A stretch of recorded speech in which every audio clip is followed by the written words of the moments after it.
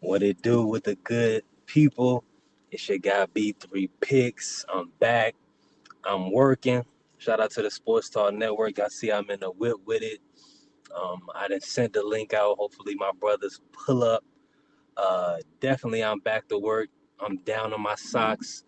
Y'all know I had Clarissa by stoppage. I had her dominating Lani Daniels. So I definitely had to come on today, give myself my own crow. Hopefully the audio is decent, man. Listen, if you come in when you come in, let me know the audio is good. But man, another great weekend in the sport of boxing. I was not expecting Lonnie Daniels to be that sturdy, chin to be that durable. Shout out to New Zealand boxing. Lonnie Daniels and her coach did another amazing performance. I mean, what can I say? They got B3 picks at work on Sunday. This is the Lord's Day. We're not supposed to be working on Sunday. But I'm here. I'm going to be here. I'm going to be working. I'm going to be driving. Um, I'm definitely going to be joining the conversation. Uh, yeah, I'm just getting the ball rolling, man. Just getting it started. Hopefully, the audio is better coming through on StreamYard. I know YouTube pushes the live so much better on when you do YouTube live, but man, please YouTube push this live, get this out in the algorithm. Everybody that's listening, make sure y'all like, share the content. We about to put in some work. I know y'all see that they like, what is that in the back? I done got, I had some a delivery that had me clear out my trunk, so I got a whole bunch of shoes and stuff in the back, drawers and stuff like that, man. But shout out to everybody. And why y'all gonna let me? They ain't beat the horn or nothing. Hey man, shout out to everybody coming in. I appreciate y'all. Listen, what else, man? Xander Zayas, the youngest champion in the sport of boxing right now. He looks phenomenal. Jorge Perez gave him some tough work, some great rounds. Jorge Perez looked the gas out towards the end of the fight, but easy work from Xander. I mean, I know a lot of people didn't like the scorecards, but I have to say, Xander held his own.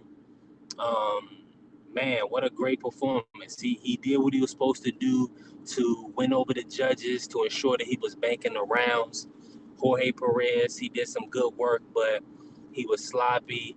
Xander is just more polished, more of a top tier boxer, and it was on full display, man. So, man, I just had to come back and talk to the people, let y'all know that I had to do a weekend recap. Um, yeah, just getting it going, man. I know a lot of the people are busy. It's still early morning. It's early Sunday, but I come back live later again. It don't matter. We working, we working, and it's mandatory, man. Appreciate everybody for coming on uh, in the live, man. Make sure y'all comment and definitely make sure y'all like the content. Um, yeah, man. I guess let me go off camera real quick just to make sure the audio is coming through properly. Is the audio coming through at all? I don't even see the thing moving.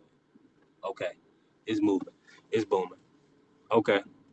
Um, let's see here. Bruce Shushu Carrington, man. Another great, fantastic, fan-friendly fight from Shushu. We definitely, oh snap. We definitely want to see more Shushu back in the sport. He's now the WBC interim champion at 126 pounds, and he's going to be uh, more than likely elevated if he does not get a fight with Stephen Fulton Scooter. So hopefully that fight happens. Hopefully he can get the Scooter fight. If not, I believe he will possibly fight maybe a Ray Vargas down the line. So if Ray Vargas is going to stay at 126, so it's still a lot of good options for Shushu Bruce Carrington. So I'm looking forward to kind of seeing his progression, seeing what Top Rank does with him moving forward. That's going to be very interesting. It's a lot of names at 126 right now. You got Rafael Espinoza, who Shushu called out. You also have Nick Ball and Angelo Leo. Now, I think the Angelo Leo Shushu fight is possibly the easiest fight to make. I'm hoping that they can make the Shushu Angelo Leo fight. That would be big for boxing. That's the fight that people want to see. And then Rafael Espinoza, if he stays at 126, I need to see him mix it up with the top names at top ranked boxing. We got to have the best fight and the best every week. So that way we grow the sport of boxing. That's mandatory. That's paramount. So Xander Zayas is now champion at 154. I need the people to let me know, who do y'all want to see Xander unify against? Who's next in line for Xander Zayas, man? Y'all let me know who y'all want to see Xander fight next.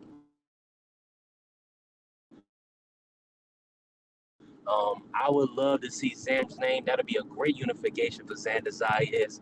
So either one of those fights would be very top-notch unifications that Xander could get in, and definitely I feel like he can mix it up with the best of them at 154. So big shout out to Xander Zayas.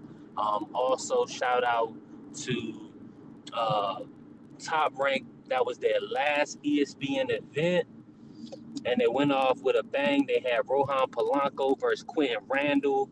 That was a great fight. Quentin Randall definitely gave Rohan Polanco some well-needed rounds. Rohan Polanco will be able to take this experience with him into bigger championship level fights. So that was definitely a preparation fight for Rohan Polanco. Now, Emiliano Vargas. This is my brother BBO's favorite fighter. Emiliano Vargas, he looks the part. He's son of a legend. Shout out to the Vargas dynasty. They're doing great things in the sport of boxing. We look forward to seeing Fernando Vargas Jr. versus Callum Walsh in September. Hopefully they can finalize that and announce that fight ASAP. But I definitely want to shout out Emiliano Vargas. He did it again. He got a first round stoppage victory against Alexander Espinoza, the Ecuadorian fighter who had, I believe, over 30 professional fights. So that was a big win. That was a huge win for Xander Zayas, and that was definitely a good performance, in my opinion. What's good, fam? How the audio coming through? It's a little distorted a little bit.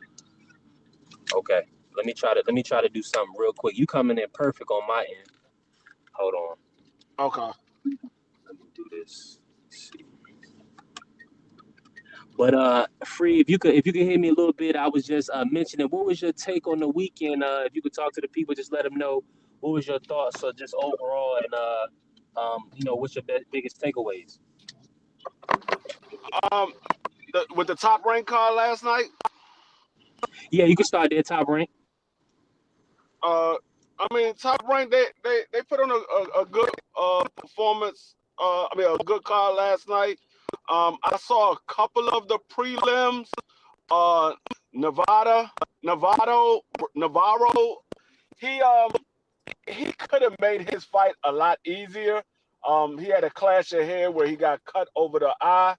Um, he still beat his opponent, but I think he could have made that fight a lot easier. He wasn't using his jab, and he was just throwing big shots, trying to get his opponent out of there. But he didn't have the power, or I should say, he didn't set it up. So his opponent knew that he was throwing big shots, which made the fight a lot harder than it had to be. If he would have used his jab and set up the right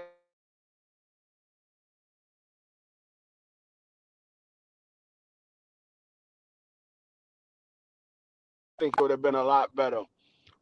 But overall, I still think he did a good job in winning the fight.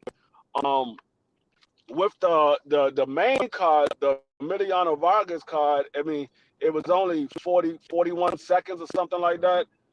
He threw a pull counter, and the dude thought about it, and then he decided to go down, and then he acted like he couldn't get back up. And I'm like, no, were you just embarrassed because you first you wasn't going to go down, then you went down, then you act like you couldn't get back up, and then come to find out it was only your eye. I'm like, I ain't know your eye deal with your legs and then your equilibrium. Um, but I think Emiliano Vargas, he did what he was supposed to do. The opponent wasn't a good opponent. He didn't have a chance of winning that fight. I think they need to start putting Emiliano Vargas in there with some stiffer competition because that competition was not good at all. It wasn't even mediocre. I mean, yeah, the dude was more experienced than any other opponent that Emiliano Vargas been in there with, but the dude, for one, he was 34 years old, and for two, he looked like he really didn't come to fight. He just came to get a paycheck. He went down for the first right hand, and that was all she wrote. I'm like, okay, I don't. I mean, it wasn't really much I could take away from the fight because it wasn't no fight. It was only one punch landed. But the Shushu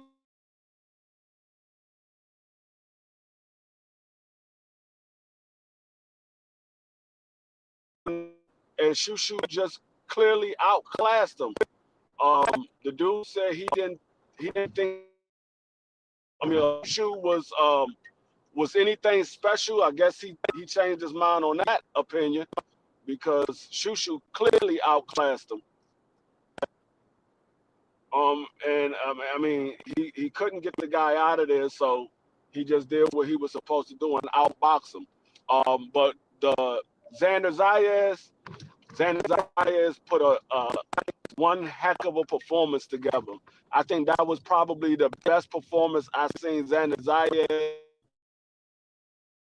out of all of the years that I've been watching Xander Zayas, and I've been watching Xander through the sport of boxing as a pro, and he had the perfect time to put everything together. A lot of people thought that Xander Zayas could have got him out of there, but you gotta understand that dude was looking for an opportunity to land a big shot on Xander Zayas, and Xander Zayas said, like, I'm not gonna give him the opportunity to get a lucky punch in, and I'm just gonna stay sharp. I'm clearly outboxing him, and that's what I'm gonna continue doing. If a big shot land and I hurt him badly, then I'll move in for the kill. But other than that, I'm just gonna do what I've been doing and just outbox him until this fight is over. And Xander Zayas has put on a hell of a performance, and I think he's going to be a force to reckon with at the 154 pounds because a lot of people got to remember he's only 22 years old.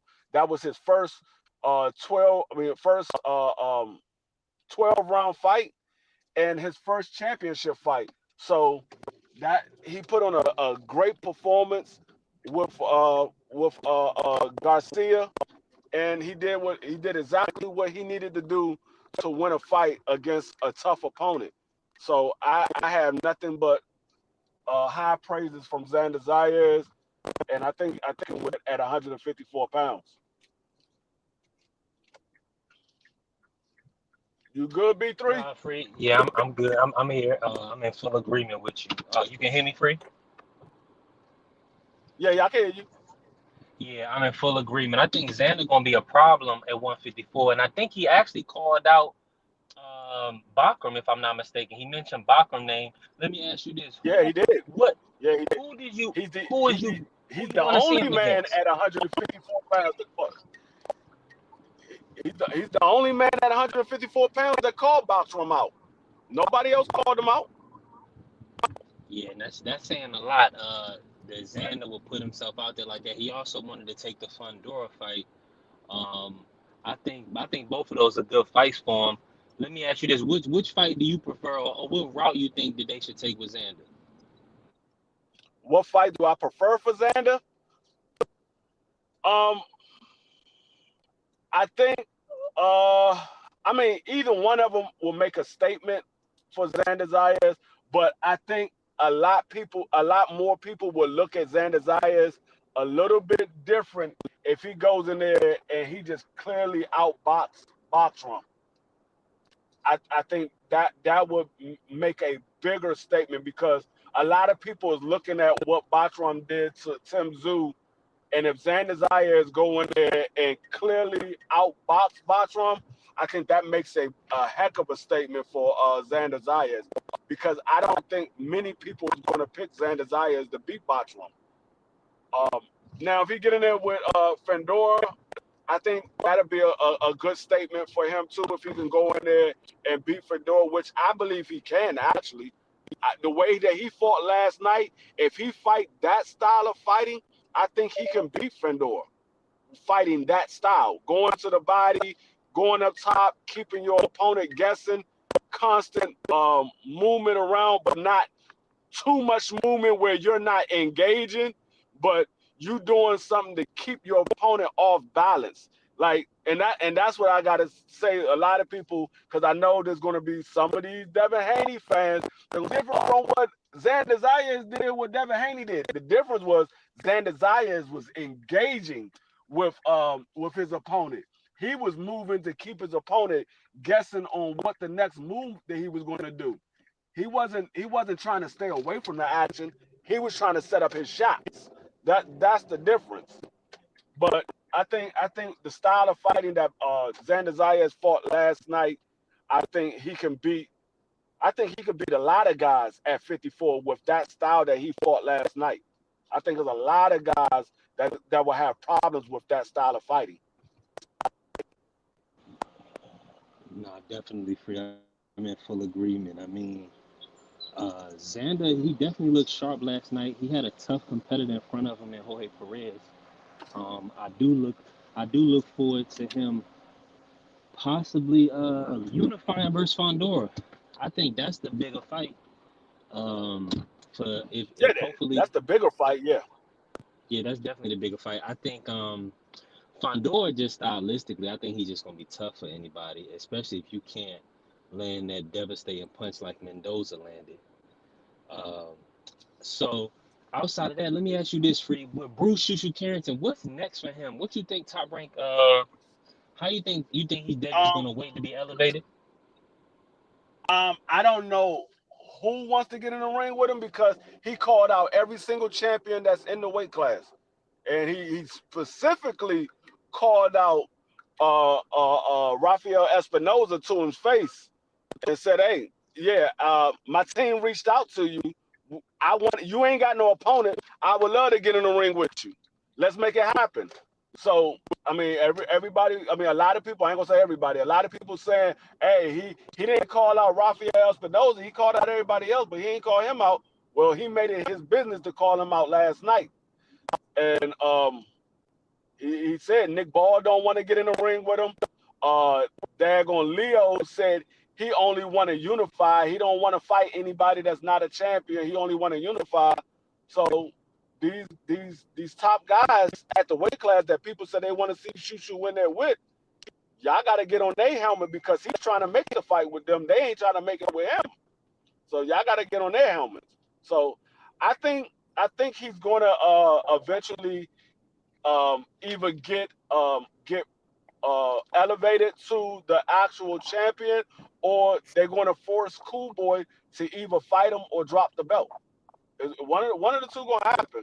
Either Cool Boy going to drop the belt and he gets elevated, or Cool Boy going to have to get in the ring with him. Yeah, I can see that. I definitely think that they're gonna probably. I'm not sure. Let me ask you this then. And what's up, my brother CDK in the building? CDK, What's how good? What's couple good, my hours? brother? What's good with y'all, brother? I All right. gotta ask. I wanna before I bring you in, CDK, I gotta ask Free this. Bigger fight for I'm guessing top rank. Oh, in your opinion, bigger fight for Cool Boy, or it's just a weight thing. The difference between Fulton and the Foster fight and the Shushu fight for Scooter. Do you feel like it's just predicated on the weight?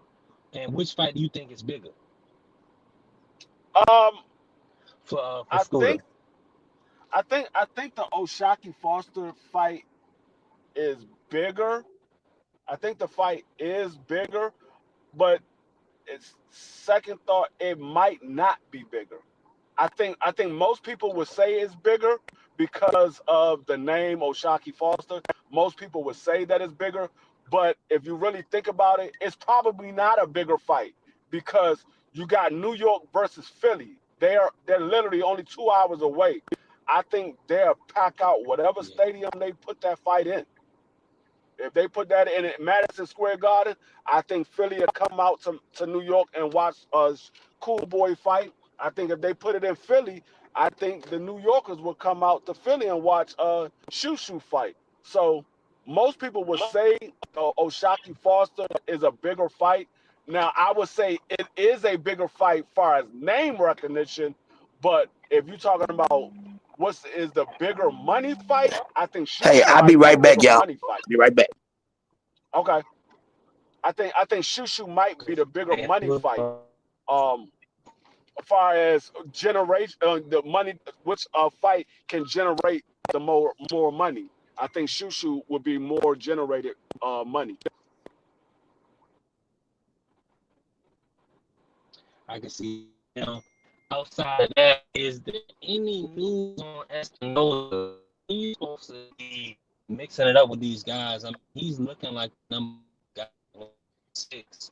I'm like confused. Like, well, top rank is they're getting out of the European deal. So all of their business, they kind of probably want a new deal to be announced. Of course. Free. If you had to put the finger on it, or you had, do you think it's going to be a situation where they work with Prime in the U.S. kind of like they do in Japan, or do you feel that okay? A Prime say I'm going in and out. Hold on, real quick. D Free, can you hear me? Yeah, I can hear you. It's breaking up a little bit though. I don't know if you're in a bad Okay, area I gotta or. move up. Yeah, that's what it is. That's what it is. I'm about to move around right now. Let me ask you this, Free.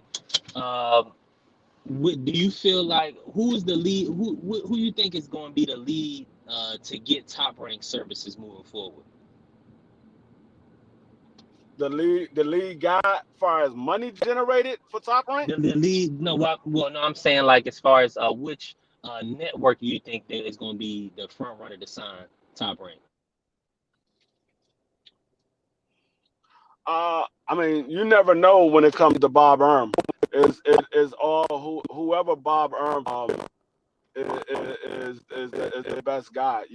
I mean, Bob Erm, he has his favorites, so a lot of times you might not think that he should be promoting a certain individual, but Bob Erm just like that fighter, so he's going to promote him. So you can't never tell with Bob Erm. But who I believe it should be Xander.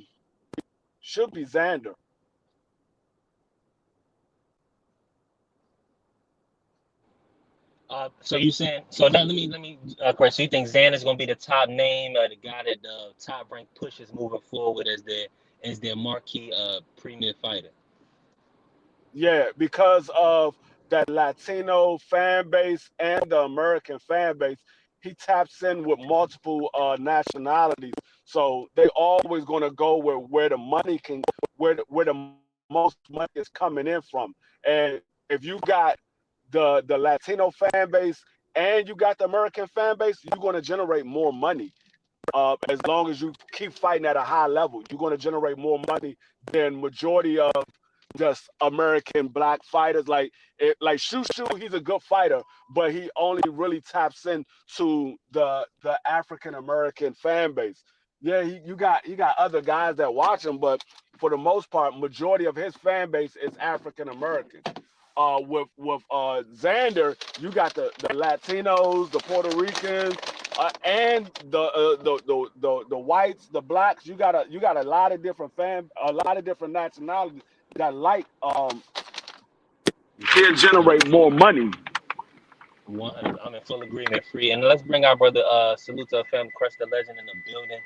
Shout out to the Sports Talk Network. Appreciate you for jumping on with us, Crush. Hey, Crush, I gotta. I mean, take the floor, man. Your thoughts on the weekend in total, man. Whatever you want to break down, go for it, fam. Oh man, salute to everybody, man. I'm a little hungover. Today's actually my birthday, so I'm just relaxing. But Happy birthday, I man. caught a couple of the fights last night. Shout out to Xander Zayas and Garcia, which was a very good competitive fight. I think Xander did what he needed to do to pull off the win. Garcia made it a competitive fight, which is something I'm always looking for in the sport of boxing instead of a bunch of one-sided victories. That's not true boxing competition to me, but we all know about that. But that was a good fight. I caught the Shields fight from the fifth round on. Shout out to her for her victory. Uh, Lani Daniels, she stayed in there and stood her ground and she fought to the end. So salute to both of them. They were good fights. Didn't catch too many of the undercards, but I just watched both of the main events. But shout out to both performances. They was pretty good. I was satisfied with what I saw and far as the what the turnout of the verdict was. So satisfied with that.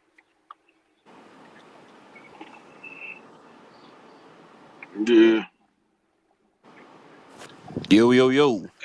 Happy B Day, my Yeah, man Crush. My man Hey, Crush. man, Yo, yo, listen, I yo. didn't. I had to go thanks, D on Free. live Thank you, mute. homie. Y'all can hear me.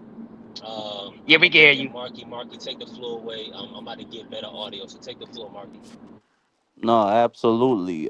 First off, salute to everybody. Happy Sunday. Another week about to begin. Happy birthday to my OG crush.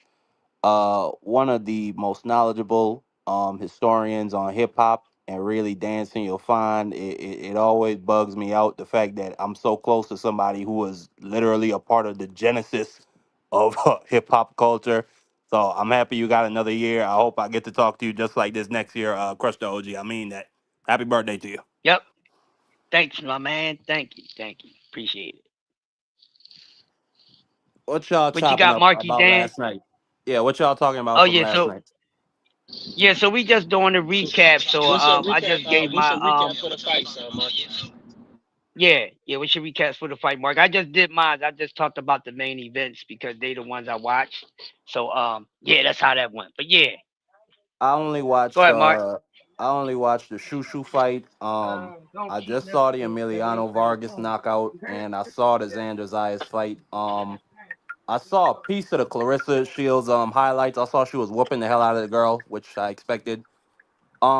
I gotta admit, last night the person who impressed me the most was Xander Zayas. You know, I'm somebody I like to root against him. I've said he been on a Jared Anderson type of diet, and he could potentially get you know, buzzed or dropped or just pushed and tested. And I wanted to see how he reacted, and I really liked what I saw last night. I thought he really showed his IQ. Like from round four onwards, I thought he was completely controlling that fight with his feet. Cause what's his name? Garcia had just awful footwork. Like he could not corner Xander at all. And most of what he was doing, most of his attack was just lunging in. And Xander would be catching him with clean counters. I love Xander's jab last night. I love the combinations. He'd be going to head, body. Like that was just a great fight. And then when the only thing I didn't like is he would just be getting caught with like these occasional shots on the way out because he'd be having his right hand so low. So I think that's maybe something he should work on. But I was really impressed with Xander last night. I gotta admit. That was a great performance. Mm, yeah. And then Shushu, uh I mean I mean it's pretty much what I expected. He did what he was supposed to do against the boy from Nambia. You know, he put his hands on him. I was impressed. If I could say I was impressed with one thing, it would be his gas tank, because that's one thing I saw in the Sagawa fight. I thought he gassed late, which gave that African dude Sagawa he fought a couple fights ago an opportunity to jump on him and get some rounds. So I was impressed with that. But outside of that, that's Marky really D. all I took from that weekend. It's just them two fights. Is all I really paid attention to. Yeah. B3 there. What's good, Morgan? Yeah. D Free, B3. How y'all doing this morning? What's up, CDK? I ain't doing nothing, man. Just chilling, chilling. Yeah, What's I your agree with recap everything. on last night?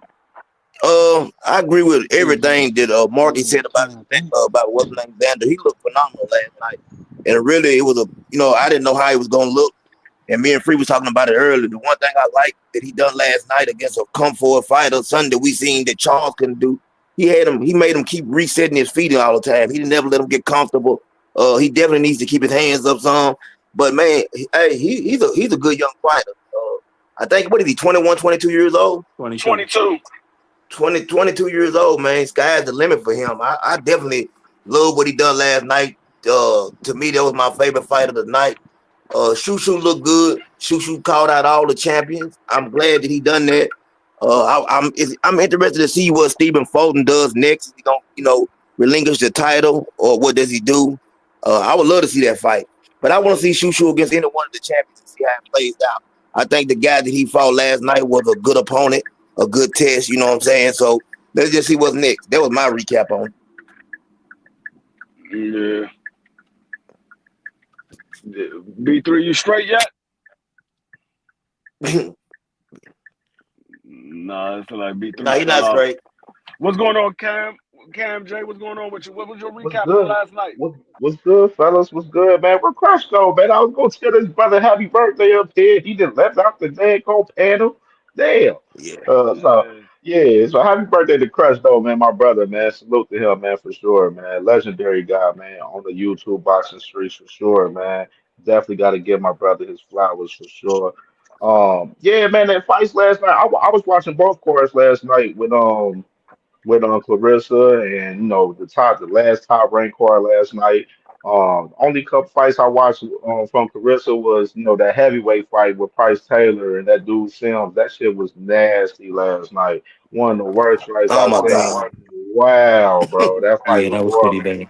Price Taylor, they was talking like he was supposed to be the goods coming up in the heavyweights for the American fighters, and he ain't showed me Yep. nothing last night. He was playing with his food the whole 10 rounds last night, so that was a nasty fight to watch last night. Tony Harrison last night in his fight, man, it was a good scrap, man. Tony Harrison is not back to real form. I would say that for sure. He got clipped in the ninth round.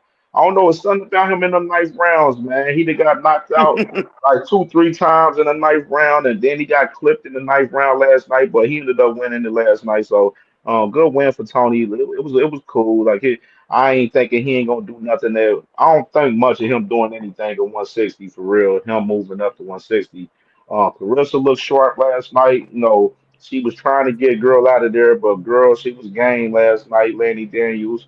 Clarissa was, amazing as she always. She did what we expected of her. But I definitely know she was looking for that knockout last night. She didn't get to Mhm. get that knockout in front of the crowd though. Beautiful crowd last night for Detroit though. A lot of people showed out last night for her, so I'm Definitely. I'm happy for her for that for sure. She had like 15,000 plus last night, so good luck on that. And for us, the top ranked fights, man. Rohan Polanco, he did his thing as expected. I was hoping to see a little stoppage on his behalf, but didn't get it. But it's okay. But I don't know if he ready for the top competition guys at 147. Um, that going Miliano, man, ain't too much to say with him. You know what I'm saying? He did what he did first round, sharp with the right jab and got him out of there. You know what I'm saying? You don't get paid for overtime, so he handled business on his end for sure last night. He looked good. Um, Shushu was sharp last night. Dude Hater was pretty tough. I ain't gonna lie, he was pretty tough. Like, he was rangy with the reach, had a little thump behind us, his punches a little bit, so Shushu, he took his time, he was careful in there, and he got the job done, man. He was sharp overall. I know a lot of people wanted to see him get the stoppage last night, but I kind of said this a while back with Shushu from last year, like he don't have no crazy power. Like he got some power that he'll stop some guys, but no, that dude Hater was game last night. I didn't think he was gonna stop him. I knew he was kind of gonna win by decision last night. And Xander, man, Xander, looked sharp, looked sharp in the fight. Perez didn't fight like his rugged fight like he did with Charles Conwell. That kind of surprised me. Like he ain't really I think he was fearing Xander a little bit in the fight a little bit last night. So He it looked was a like he real got interesting gassed in fight. that fight, Cam. Yeah, yeah, man. So yeah, Xander, man, he looked good overall. I know some people was talking about him not getting stoppage last night. I'm like, I mean, I'm not expecting all of these guys to get stoppages every fight. You know what I'm saying? You know, Garcia, Hmm. Jorge for Garcia, he's a tough dude. And Xander, as far as Xander, like now, Xander, the question is, do Xander, can he beat some of those top guys in that deep 154-pound division? And I let I don't me think he add, believe let, can. so. I let think he me say can. this. I think Xander is going to be good competition. I appreciate my brother Cam pulling up today. Are you I got to good? get Yeah. my fam. I got to get my fam. No. I got to get my fam CDK in the conversation. Um, and I want you to talk about this CDK. What was your takeaway from the fights you saw yesterday? And then also what Cam asked, do you think Xander is going to be a problem at 154? You missed it. I did speak on some of it, but I'll go a little Okay. more in detail. I do think that Xander's he's still young. He's a good talent. I'm looking at the other champions. Fundora. I think he might can beat Fundora. I definitely do. If you ask me, out of the champions, I think that would be his path to being a unified title would have to go through him. I don't know. I mean, watching the fight last night with him, I think the thing with Garcia that he done different from Charles was like I said, he was able to make him keep resetting his feet. He did go to the body, you know what I'm saying, pretty good. And Garcia, I think, was tired. And I didn't look for a knockout either, you know what I'm saying, Cam. I think because what he did, he stuck to his game plan. A lot of people don't stick to that, man. He done a phenomenal job of sticking to his game plan and doing what he's supposed to do. He didn't change up. He didn't try to do anything different. He just stuck to what they playing, and it worked out well for him. Clarissa Shields with her night. The girl came out and the first part of the fight, she really was a track star. And Clarissa wanted to get out of there, but it didn't work out like that. The girl was on her bicycle and she was a game fighter, you know what I'm saying? A veteran. She know how to survive. And she definitely survived last night. Like I said, I definitely want to see what's next for Clarissa Shields. I hope that whatever it is, I hope it's another big fight. It's hard to find fights at the heavyweight division for her, so we'll see what's next. What's the best fight for Clarissa next? Uh, I don't know, man. I mean, I had to hear from y'all what y'all think. Like I said, I talked to Deja Green this morning, and she wants that fight, but she, like Free said, she's at what she super middleweight Free? I think she's a super middleweight. Yeah, super middleweight Yeah, 168. Yep. 168. Yeah. But yeah, but Yeah. she definitely said she wanted to be called out last night. She was looking forward to Clarissa Shields calling her out. So, I'd like to see that fight if it happens. I mean, I don't know who else there is. Maybe it's a Now Phantom Marshall. I don't know. let me pose this to the panel real quick. Cam, I want you to start off with this because I know BF was saying probably a lot of people's sentiments that Clarissa really don't got much else to prove. And they was thinking that she might as well go ahead and take some time, let somebody else build themselves up, possibly even have a child that she wanted to have, and then come back. Do y'all feel like Clarissa should go ahead and take her time off now, or do y'all want her to? Do y'all think it's somebody that's worthy enough to challenge her? I Nah, mean, I I don't feel think. like go ahead, D3. Go ahead. Look. Yeah, I don't think. I don't. If you're a fighter and you stay sharp by staying active. I don't think any fighter needs to take time off unless you took a bad beating and you need to recover. But Carissa didn't take no bad beating. I don't think any fighter needs to take time off and then come back and think that you're going to still be at the top of your game. The way you stay at the top of your game is by staying active. That's the one thing that we say about all of these other fighters. These guys are not active enough, and we wondering why these guys don't look sharp because you're not active. So no, I mean, if she wants to continue fighting, then you needed to just find some other opponents to fight or whatever, or go on a bum bash or something like that. But to take some time off and then come back, you asking to get beat for the first time in your career. Nah, I don't think nobody should take time off. That's a great Yeah, point. I agree Cam, go ahead, 100% with shoot. Free. Yeah, I agree with Free. I think it wouldn't be a smart move to take off.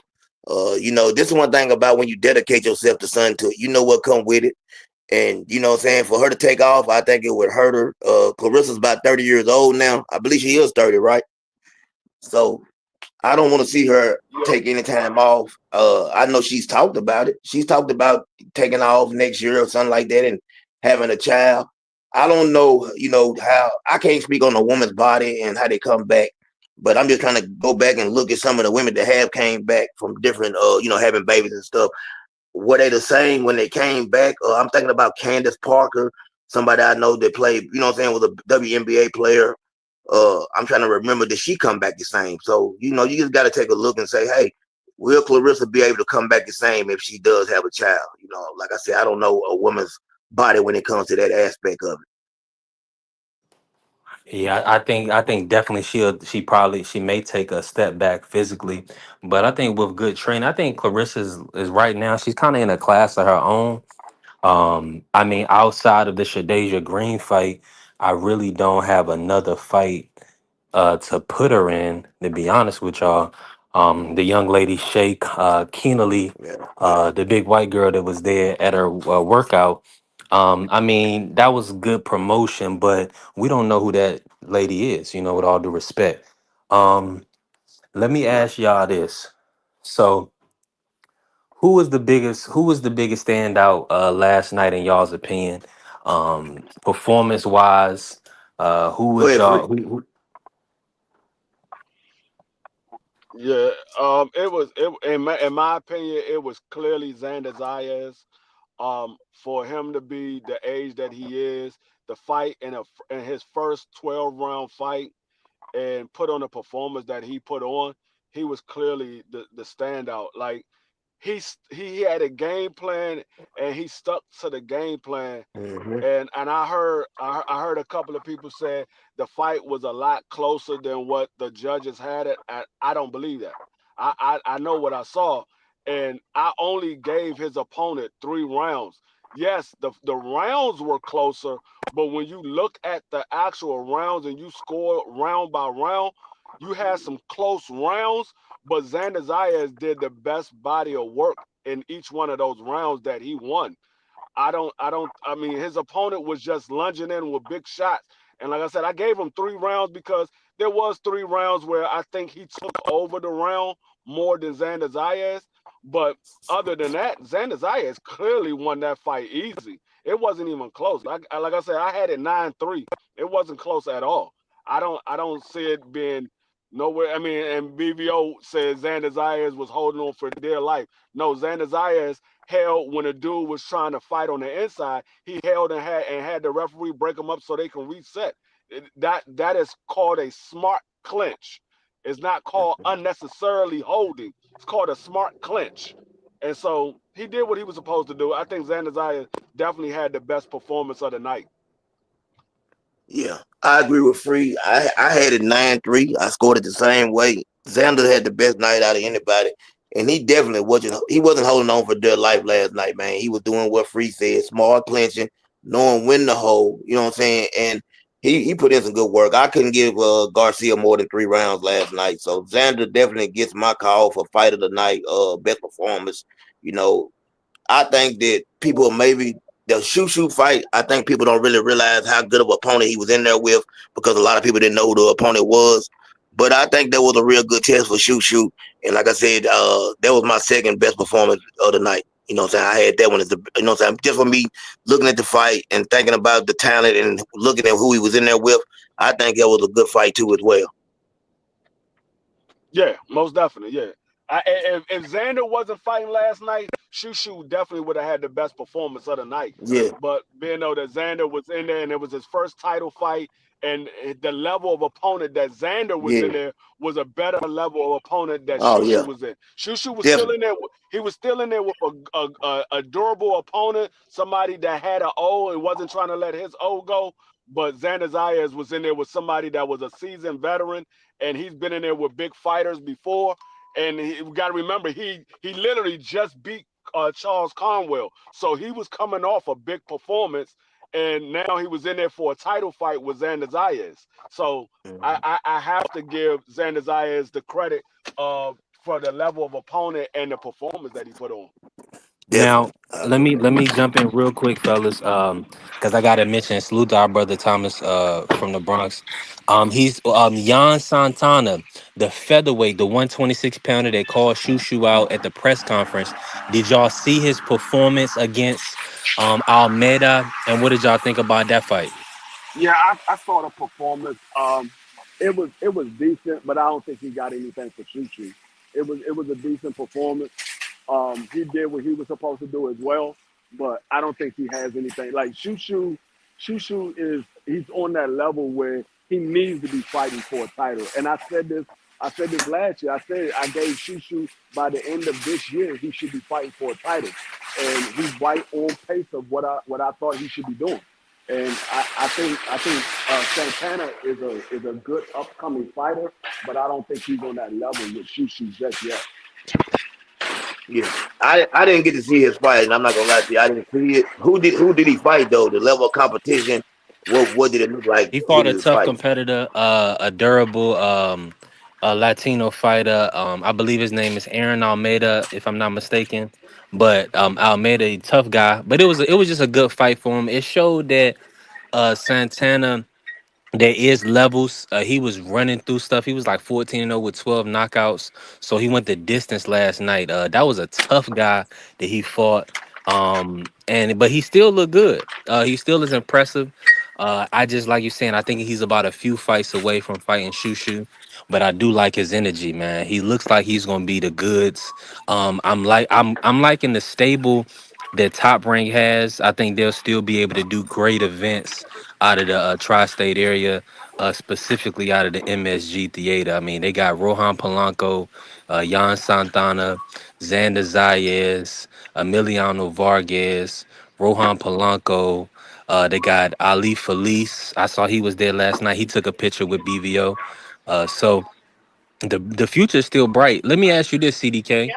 If you had a, if you, do you feel like, in your opinion, do you see Top Rank signing with the Zone, or you think they maybe do a Prime deal in the U.S., kind of like they do the Prime deal. They got their Prime events in Japan with Inoue. Do you think ESPN Top Rank is gonna go with Prime, or do you think and they're gonna lean towards the Zone? Oh man, that's a tough one. I'm not gonna lie to you. I haven't even thought about that. About what's next for Top But that Rank. was their last event last night. Yeah, I don't know. I ain't gonna tell you no lie when it comes to that right there. You never can tell when it comes to the business of boxing. What nobody gonna do. I don't know what type of offers they've had.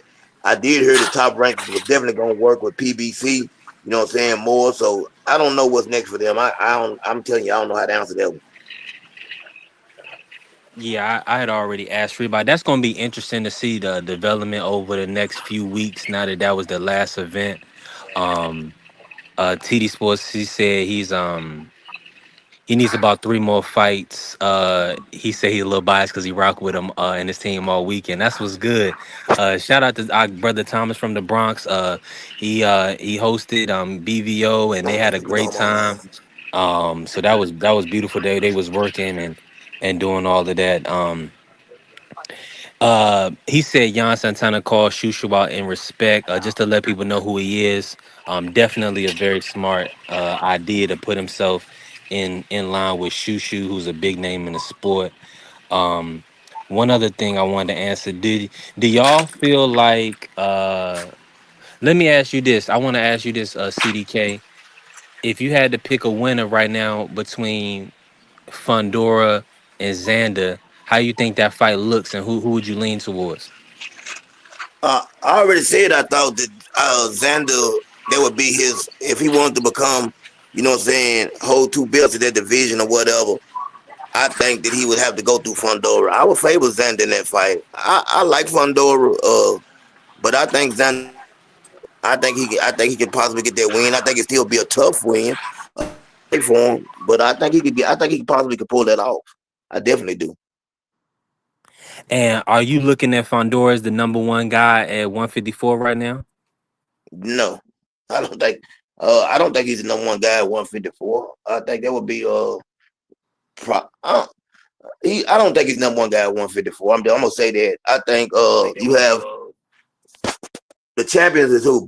Okay, Bachman, right? Is one of the champions at 154, right? Yes, Bacham is at 154. Yep. Okay, who all up? So you I'm trying got to you think of got who all the Bacham at champions. the IBF. You got Xander with the WBO. You got Sebastian with the WBC. Now Crawford has the WBA, but of course Telez is the interim. So more than likely, what'll happen is once Crawford to be stripped of that title, or well Yeah, he'll be vacating that title, not stripped, but vacating, of course. So I'm gonna say Barkham is the number one. To me at 154, I think he's the number one fighter at 154 because I don't mm, think Bud's gonna stay at 154. I could be wrong. I don't know if he fights at 154 again. So right now I'm gonna go with Barkham.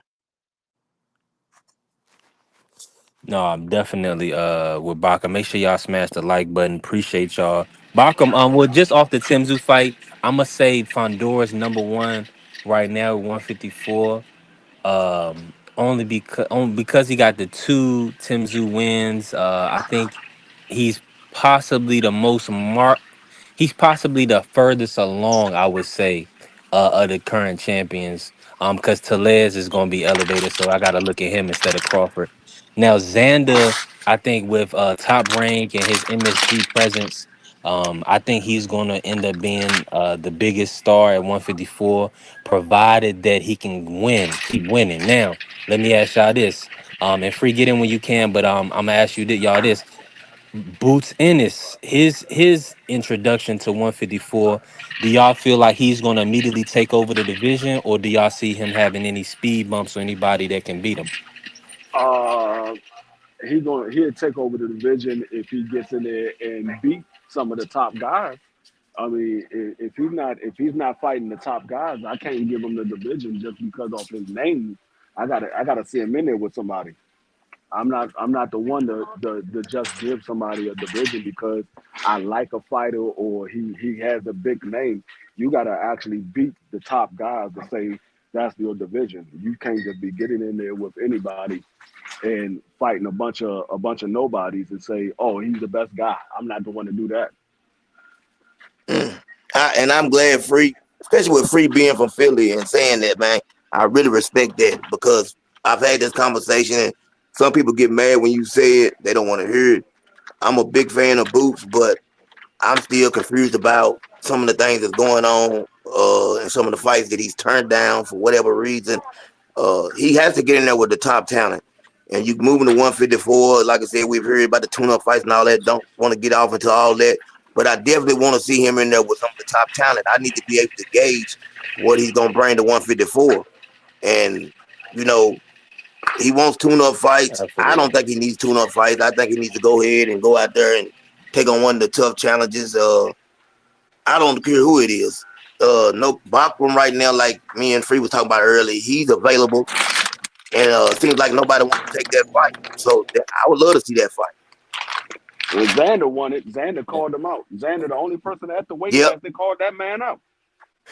And then that's gonna be, but see, Xander also will not have a rehydration clause because Bacham is the IBF champion. I think even Hitchens was mentioning that with Sabril. He was like, "Why would I fight you? Now I'm gonna fight you because I'm not gonna have a rehydration clause." Let me ask y'all this: in y'all's opinion, how much does the rehydration clause play a factor in fighting these tough guys like a Matias and like a Bacham? In y'all opinion? It Go plays ahead, Free. it plays a factor if you are a guy that wants to be a bigger guy and fighting against the smaller guys. That's the only time they play a factor. But if you're fighting in the right weight class, it doesn't play a Mm-hmm. factor at all.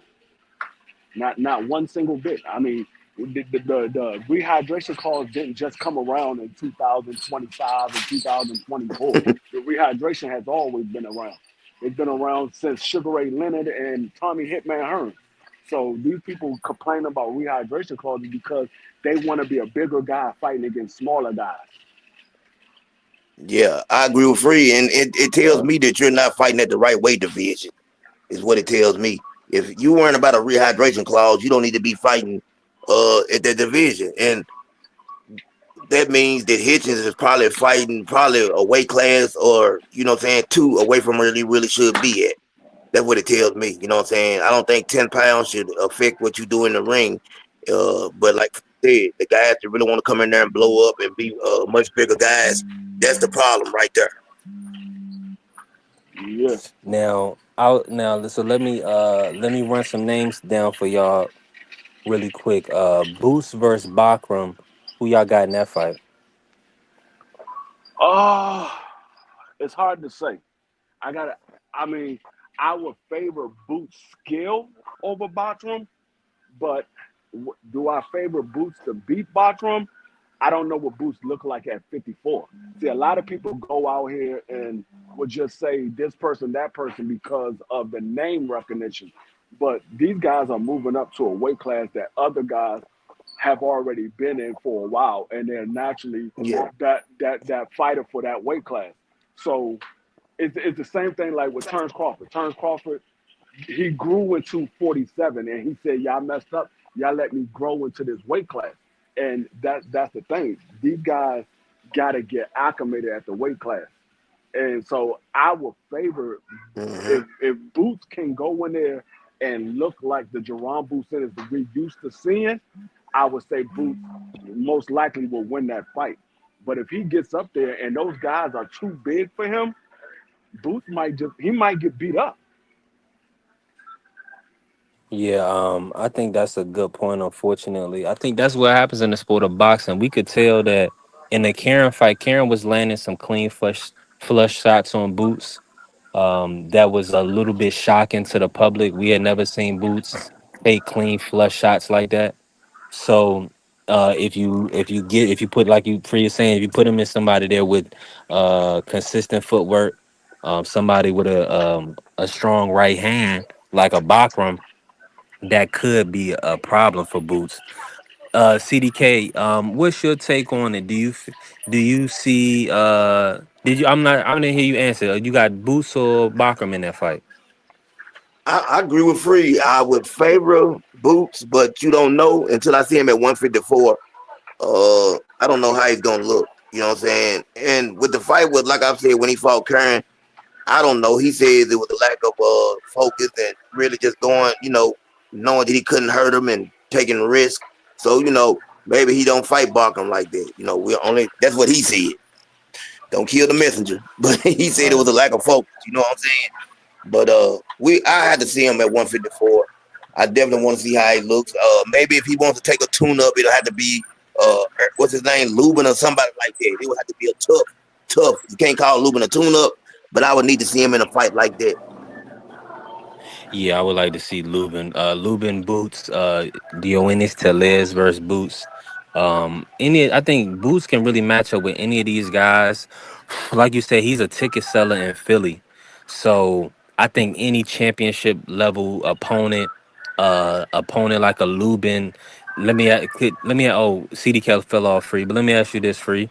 Hmm. Um, what if you want the Boots next fight, right? They said Turkey said, he don't do the tune up, so I think Boots is possibly going to not take a Bakram or not take a Fondora fight next, right? Or a Virgil fight next, right? Okay. What would be two decent fights for you? What are two good fights at 154 that you would like to see Boots in? He gotta take a fight like he gotta take a fight like I would say Ertz Lubin. Um, Yeah. you gotta take a fight like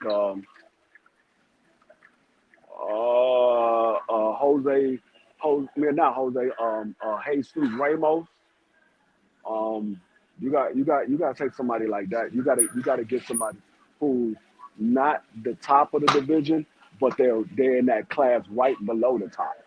You can't drop to the bottom and fight the bottom of the division and say, "Oh, I need to get a tune up and I'm gonna fight these guys down here at the bottom."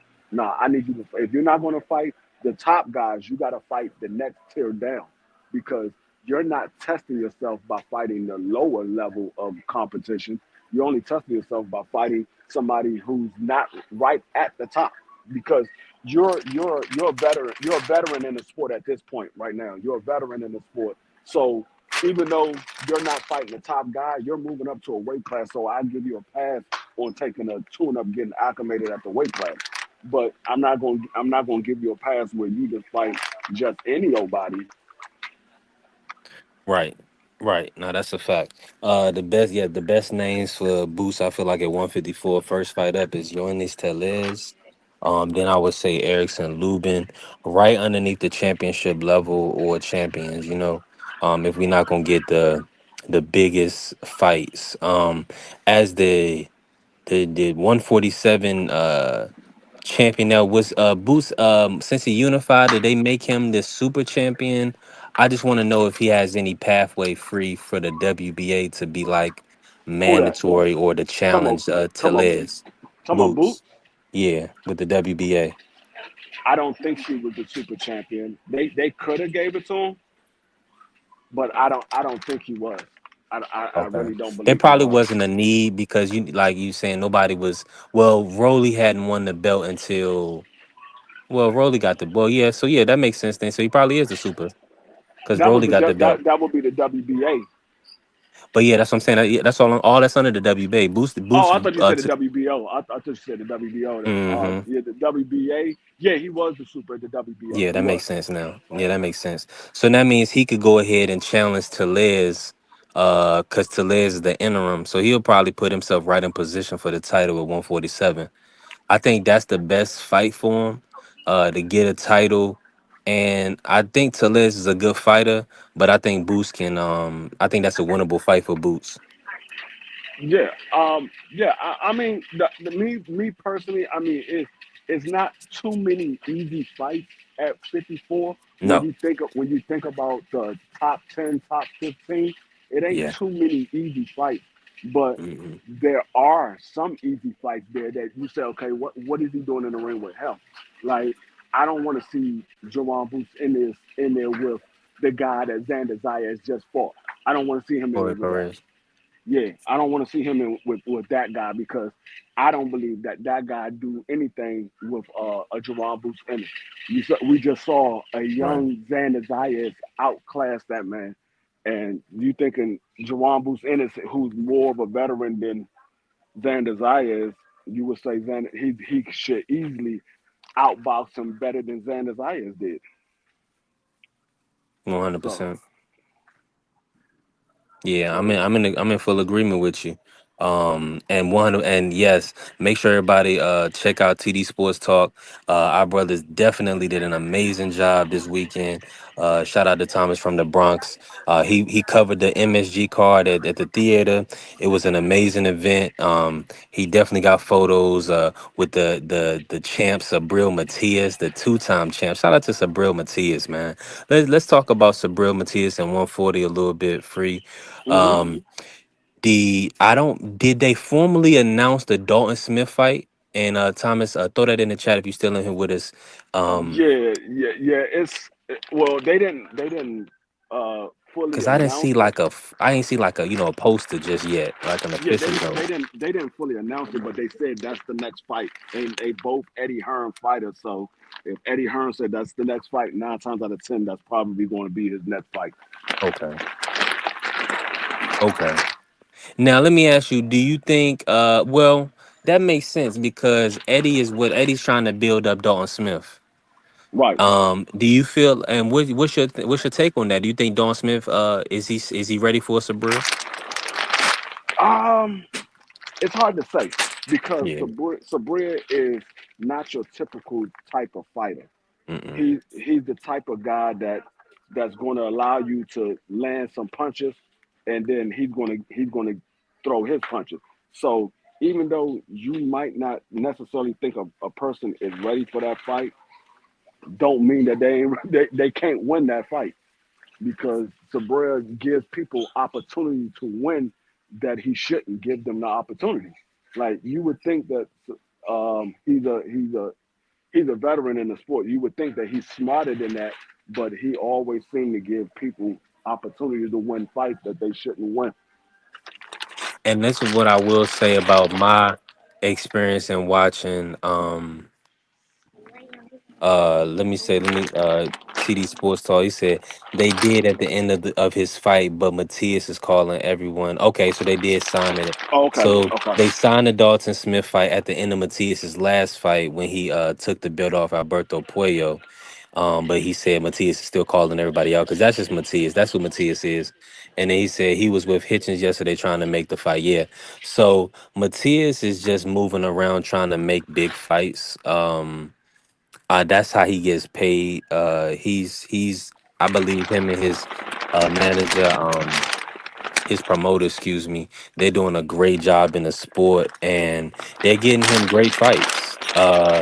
So shout out, and he got, I mean, to make Matias a two-time champion, um, man, shout out to everything they're doing. And remind me, Juan Urango. Yeah, that's what I was Juan Urango is Matias's promoter. Great man. He's been definitely, oh, he's not, he's promoted by Salita, not Matchroom. Correct, correct. But he's still with Juan Urango, correct, Thomas? Because I believe that's his Puerto Rican promoter. I think I seen him at the event as well, but he is with Salida. He did sign with Salida as well. So Matthias is he's make. I mean, that's I don't. I mean, that's a lot of hands, but he's we can tell Matthias is definitely one of those warrior type of guys that he's not all into the BS. He's trying to make the best fights. I think he would take any fight. Um, so I'm looking forward to that. Now let me ask you this, D Free. Hmm. After, let's say, what's the biggest fight that can be made at 140 in your opinion? The biggest fight at 140. Mm-hmm. Yep. The biggest fight is Tio versus Matias. Okay, Tia, and let me run down the champions real quick. We got Tia Fimo as the champion of WBO. Matthias is the champion of WBC. Richardson Hitchens is the is the IBF champion, and then the WBA champion is Gary Antoine Russell. Right. So you still believe the TO and break that down for the people. What makes you say Matthias versus TO as the biggest Well, fight? one, both of them are they have history between each other, and it's drama always sells fights, and so they got history between each other, and they're both Latino. I mean, Tio is um, was Honduran or something like that. Honduran. Yep. Yeah, and then you got the Puerto Rican fighter. So the Latino fan base is, if not the biggest, the second biggest fan base in the sport of boxing. Is the Right. African American and the Latinos. So those are the two biggest fan bases. So when Right. you got one of the biggest fan bases in the sport of boxing, got two of their top guys fighting against each other, they're gonna come out and support those guys. We know that Matias is heavily supported by the Puerto Ricans, and we know that Tio is supported by a lot of Latinos. Then and Tio got a lot of African American fan bases as well. So I think there's definitely a bigger fight between those two because Richardson Hitchens, he doesn't really have a fan base like that. He does have fans. I'm not gonna say he doesn't have any, but it's not to the level of a T.O. or a Matias. And Gary Antoine, the same thing. He has fans, but it's not to the level of T.O. and Matias. They both got fans, but it's not Yep. a big fan base that's behind those guys the way they are behind T.O. and Matias. Now let me ask you this: in your opinion, what's the tougher fight for Tiafimo? Richardson Hitchens or Sabril Matias? I would say Richardson. Richardson Hitchens is a tougher fight because of the simple fact that Richardson Hitchens he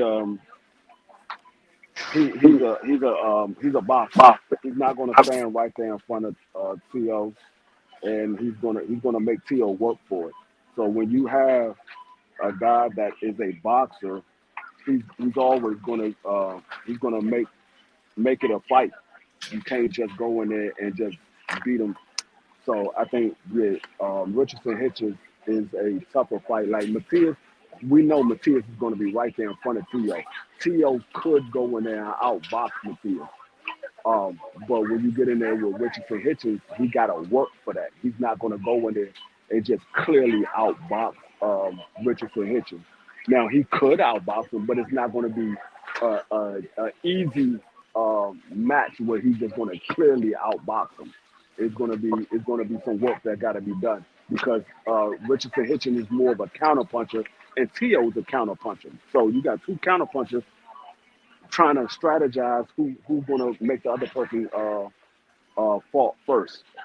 Who going to throw their punches first?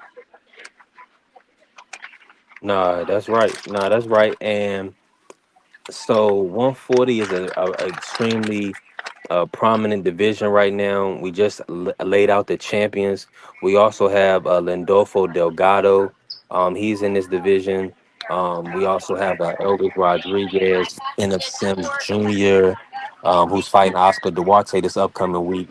Let me ask you this: who do you think will win the Duarte versus Kenneth Sims fight? Say that again. Duarte versus Kenneth Sims is at 140. They fighting this week, this upcoming weekend on the second. That'll be in Chicago. So that'll kind of, I think they may be in a mandatory position. I know Kenneth Sims is really high in the WBA, so this may end up being a mandatory or the second in line for Gary Antoine Russell. Yeah, and I think It's kind of unfortunate that Kenny kind of got pushed to the back of the line, but he gonna have to fight these tough guys. You know what I'm saying? That's just what it is. Kenneth Sims wins that fight against Oscar Duarte. I'm not real high on Duarte. He's a durable guy, but Yeah, strong. when you talk about the top level at 140, I don't think he belongs at 140. To be honest with you, he didn't look good in there with Ryan Garcia. He literally got beat up against Ryan Garcia, and we know Ryan Garcia is not the most talented fighter at 140 pounds. And you talking about Kenneth Sims, who's a boxer. He's gonna come in there and box Oscar Duarte. And so I just don't think Oscar Duarte has anything outside of maybe landing a big shot. And that's his only chance. Yeah, but being I don't and like this is gonna be Kenneth Sims like coming out party. So I don't think Kenneth Sims is gonna let this opportunity fall by the wayside. I think he's definitely training. I know he's with K Karoma, uh training out in Vegas. So this is definitely gonna be a fan friendly fun fight for the fans. So shout out, and then we also got Regis Prograis versus Jojo Diaz on on that card as the co-main event. That's kind of an interesting matchup. I never thought we was going to ever get that matchup in the sport of boxing, but Golden Boy, they signed Regis Prograis, and then they also have a great relationship with Joseph Jojo Diaz. So that's the fight we're getting on the undercard this upcoming week. Any interest from you, Free? Well, Free went on mute. Let me just cook a little bit. This is this is going to be a great fight to just kind of two former Devin Haney opponents, two former world champions. Um, I believe two-time world champion Regis Prograis, Jojo Diaz is possibly. I believe he's just a one-time champion at 130, but. Um, he's a great fan friendly fight. Two guys that don't run. That's definitely going to stand in a pocket and throw bombs. I think Regis Prograis is a bit physically more durable. Than Jojo Diaz at this stage in his career. I never thought I would see Jojo Diaz get stopped in my life. And unfortunately, he did get stopped by Oscar Duarte. So I look forward to the matchup. I mean, I'm still huge fans of Regis and Jojo Diaz. I'm thankful that they still competing at the top of the sport. Now, outside of that, I mean, let me see who else is fighting this upcoming week. Oh yeah, we got this week. We got Taraji. He's fighting on the 30th. So it's gonna be some fights this week. Antonio Vargas is fighting this week. Um, Nick Ball fights August 16th. Jack Rafferty's on August 23rd. Telez on the 23rd. Jermaine Ortiz is back on the August 23rd. Saul Correlon Alvarez, September 13th. And Inoue is fighting September 14th versus MJ. Then we got the November 22nd card. Okay, so we got a lot of action coming up the next few weeks. So make sure y'all stay tuned. Stay active and tuned into the sport of boxing. This was just a weekend recap. I wanted to run it with my brothers real quick. Shout out to the fam. We got Thomas from the Bronx. He got an amazing photos. Make sure y'all follow TD Sports Talk on all socials. Thomas from the Bronx. He got pictures with everybody. Emiliano Vargas, Jan Santana. I mean, these guys. Okay, and Juan got a picture with Fernando Vargas Jr. Salute, man. That was fire. Shout out to Juan. He got a picture with Fernando Vargas. This was amazing. Man, y'all had an amazing event. My brother BVO turned out. He got Abdullah Mason. Man, that's funny. Abdullah Mason and BVO meet up in New York thanks to TD Sports Talk. Shout out to Thomas from the Bronx. Yes, sir. And Ohio Runs Boxing got on BVO yesterday. Said he need to see him in Fremont ASAP. I mean, not Fremont, but he said the next Ohio event, BVO needs to be there. But salute, man. These is beautiful pictures. Sabril Matias, man, he looks like a great man of the people, man. Shout out to Sabril Matias. I know that's wild, Thomas. That's wild. That is wild. But y'all definitely got the memories at least. Man, man, shout out to y'all, man. I gotta definitely make sure I can get to Yeah, the next event. thank you. Yeah, they got some cool pictures. I'm a little jealous of the simple fact that I couldn't make it to the fight. But when I was in New York, me and Thomas was supposed to go to an event, and we ain't never go. No, I'm just messing with Tom. But no, yeah, that's what's up. I mean, that's what BBO and Thomas and everybody when you covering a sport, at some point you gotta make it out to the event. That's why I'm starting to go to a lot more football games and college games because that's the sport that I'm covering the most. Yeah, I cover boxing, I cover basketball and things like that, but the majority of the sport that I cover is football. And so you will see me at a lot more football events, college games. I'm trying to see if me and Thomas can make it to one of these Notre Dame games together because we both fans of Notre Dame. Yeah, that would be dope. That would be sick. And Notre Dame, I mean, they always got a great schedule, so y'all will definitely be able to map out. Now let me ask you, and see, Tom TD Sports. Thomas said, "Yup, y'all already know what time it is. It's football season is coming up. Free. Since we here, if you want to speak on everything that we got going on as far as um our football leagues, our fantasy leagues, the Pick'em League. I mean, it's gonna be a great season. I mean, man, we'll be on here a couple more hours if I start asking you about football. Uh, I'm just super excited about Jacksonville, what Travis Hunter got coming up. Shout out to uh oh, well, let me ask, and I gotta see this. Russell Wilson is with the Giants this year. That's gonna be big for the NFL. I mean, Aaron Rodgers with the Steelers. So I'm definitely excited for this upcoming season. And shout out to uh the football season coming up. Free, you still with me? Okay, free on you. He had to step away. I'm gonna keep it Yeah, yeah. rocking. It look like the Jets can't catch a break because it look like Justin Fields might be out for the season. Yeah, man, that's terrible. Yeah, that man That's it. look like at first they was originally saying that it was a toe injury, but now it's looking like it's an Achilles.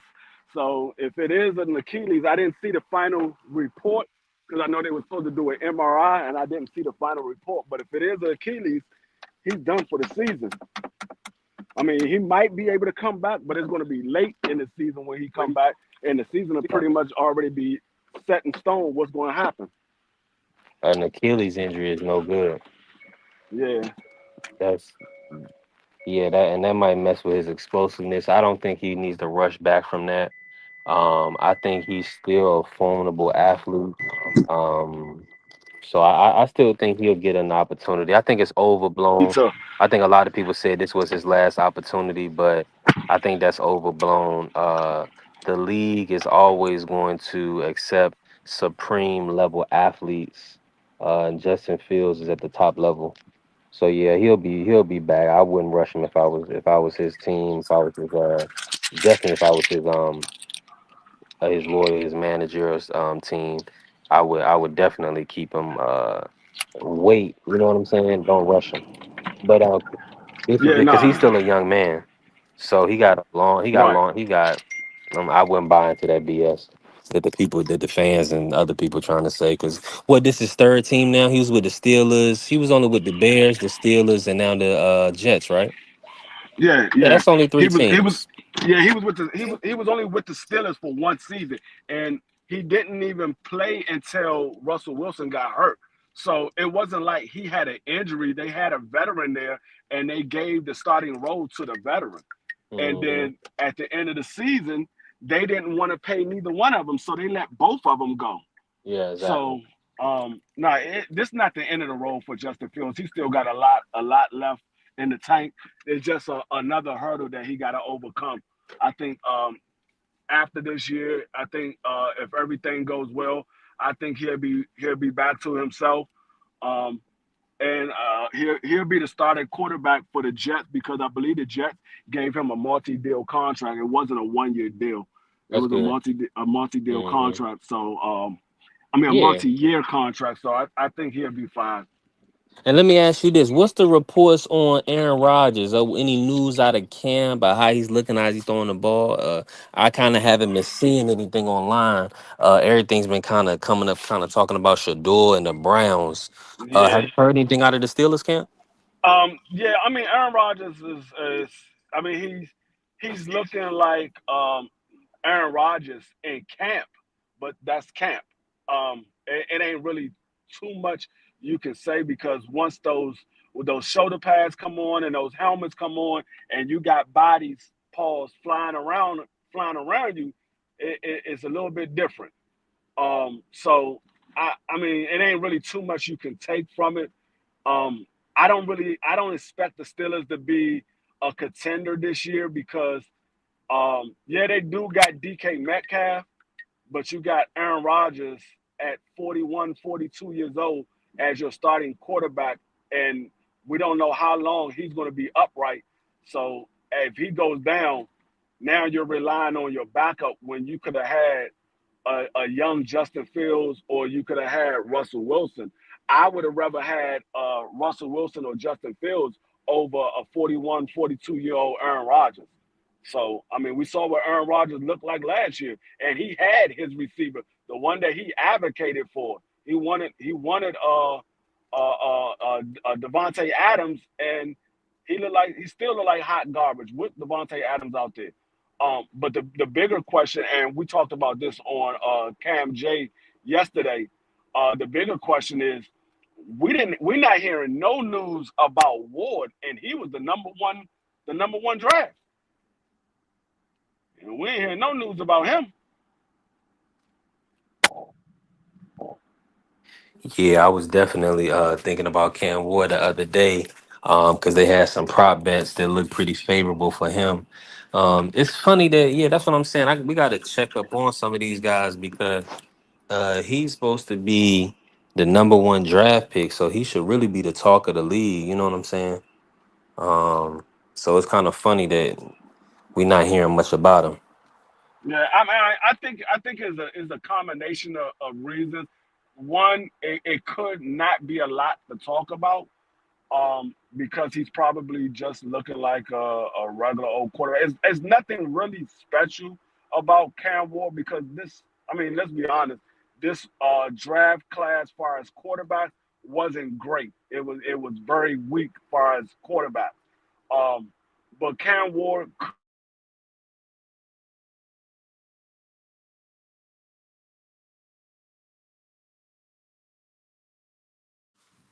You went out on me, free. Um, he's let me playing in just. Tennessee with Okay. small. Yeah, free fell off. I'm gonna keep the live going. Shout out to everybody that pulled up, man. I appreciate y'all. I'm just gonna stick to football really quick, just kind of let you know what time it is. We are getting a Hall of Fame game. Thursday, July 31st is going to be the Chargers versus the Detroit Lions. That is going to be shown on NBC and Peacock. That's Thursday, July 31st. That'll be 8 p.m. Eastern Standard Time. So outside of that, we got the preseason week one starts August 7th through the 13th. So that's just what it is. So outside of that, man, this was a great live. I appreciate everybody that showed up and showed out.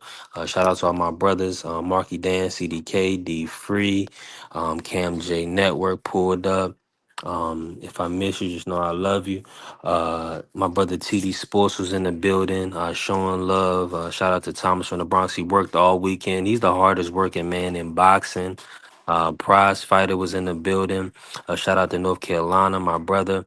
And everybody that pulled up, man, I appreciate y'all, man. Listen, make sure y'all follow me on all socials at B3 Boxing Picks. Subscribe to the YouTube B3Picks TV, and also join the membership. Salute to my brother CDK Sports Talk. We're gonna lock in real soon. And shout out to everybody. And listen, y'all see what it is. The Cash App is right there. Hit it. Peace. Oh, and let me run my song for the people. I know they're gonna want to hear it. Everybody that's been listening to the live, let me play my little track. Yeah. It's 3 Picks, Big VA. Shout out London, LA, let's get it. She love me for my sex appeal. I've been popping it and whipping it for real. I walk it like I talk it, that's a deal. Turn a dream to reality, bill. Run up 100 and some dunks, will. She love me for my sex appeal. So much game, I can get T.O. chill. October, we in Saudi still. Hold that 11 mil and run it up. Tank toe turkey to double the stuff. Haney fight costs a few more bucks. Need a KO, just say so. A-side dirty ball, kick him to the flow. Breadman said hit him low. Ryan took Usher and he could've said no. And I've been popping it and whipping it for real. I walk it like I talk it, that's a deal. Turn a dream to reality, bill. Run up 100 and some dunks, will. She love me for my sex appeal. And I've been cashing it and flipping it like Katie. Out New England, still winning like Brady. To be great, Heidi, yeah, it's no baby. Shout out Sarah Bailey. And I've been popping it and whipping it for real. I walk it like I talk it, that's a deal. Turn a dream to reality, bill. Run up 100 and some dunks, will. She love me for my sex appeal. And I can rip a beat like a bomb. She pretty, petite, in a thong. Everything she do sweet like the bomb. She serve me Dawn. No pimp, Juan. Been getting bread, non. I always ball, Bron. Never leaving the UK, Hassan. And I've been popping it and whipping it for real. I walk it like I talk it, that's a deal. Turn a dream to reality, bill. Run up 100 and some dunks, will. She love me for my sex appeal. She love me for my sex appeal. Yeah, Picks.